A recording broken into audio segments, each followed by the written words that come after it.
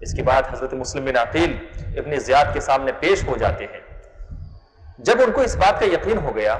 کہ اب جو ہے میری شہادت یقینی ہو چکی ہے، تو حضرت مسلم بن عقیل نے دیکھا کہ ابن زیاد کے پاس جو لوگ بیٹھے ہوئے ہیں ان میں کون کون لوگ موجود ہیں. تو آپ نے دیکھا کہ اسی محفل کے اندر، اسی مجلس کے اندر ابن سعد موجود ہے. چنانچہ آپ نے ابن سعد کو اپنے پاس بلایا، اور اپنے پاس بلانے کے بعد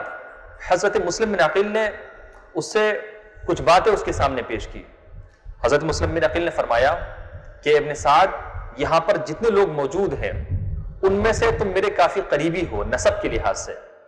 تو میری تم سے گزارش ہے. وہ گزارش یہ ہے کہ جن دنوں میں جب سے میں یہاں پہ کوفہ میں آیا ہوں تو یہاں کے بعض لوگوں کے 700 درہم میں نے قرض لیے تھے. میں تم سے گزارش کرتا ہوں کہ جب مجھ کو شہید کر دیا جائے تو تم وہ 700 درہم میری جانب سے قرض کے ادا کر دینا. 700 درہم میری جانب سے تم ادا کر دینا. تو حضرت مسلم بن عقیل نے یہ پہلی بات اس کے سامنے رکھی. دوسری بات، حضرت مسلم بن عقیل نے یہ بات اس کے سامنے رکھی کہ اگر مجھ کو شہید کر دیا جائے تو تم میری لاش کو لے کر کے دفنا دینا. اور تیسری بات حضرت مسلم بن عقیل نے اس کے سامنے یہ رکھی کہ چونکہ میں نے اہل کوفہ کی مدد دیکھ کر کے حضرت امام علی مقام کے پاس خط لکھ دیا ہے کہ یہاں کے لوگ آپ کے ساتھ ہیں، آپ تشریف لے آئیں. اب کیونکہ وہ وہاں سے روانہ ہو چکے ہوں گے تو تم جو ہے ان حالات کی خبر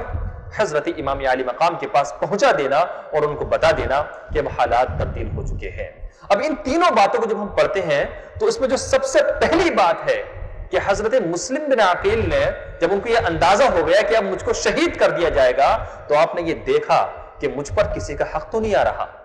مجھ پر کسی کا پیسہ تو نہیں آ رہا، مجھ پر کسی کا قرض تو نہیں آ رہا. اور جب آپ کو اس بات کا اندازہ ہوا کہ مجھ پر اہل کوفہ کے 700 درہم بطور قرض آ رہے ہیں تو آپ نے شہادت سے پہلے اس بات کا اہتمام فرمایا کہ جو قرض ان کے اوپر آ رہا ہے اس کو واپس کروا دیا جائے. اور اس مجلس کے اندر جس شخص کے بارے میں آپ کو یہ توقع اور امید تھی کہ یہ قرض واپس کرا سکتا ہے، آپ نے اس سے کہا کہ میری گزارش تم سے یہ ہے کہ تم میرا قرض واپس کرا دینا. اس سے یہ سبق ملتا ہے کہ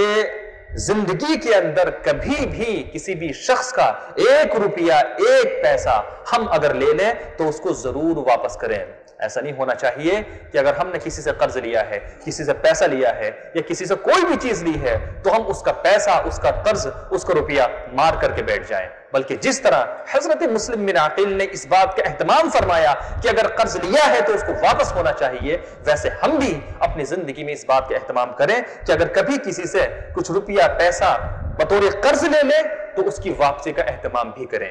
تو یہ دوسرا ایک اخلاقی پہلو ہے جو کہ ہم کو اس پورے سانحہ کربلا میں نظر آتا ہے.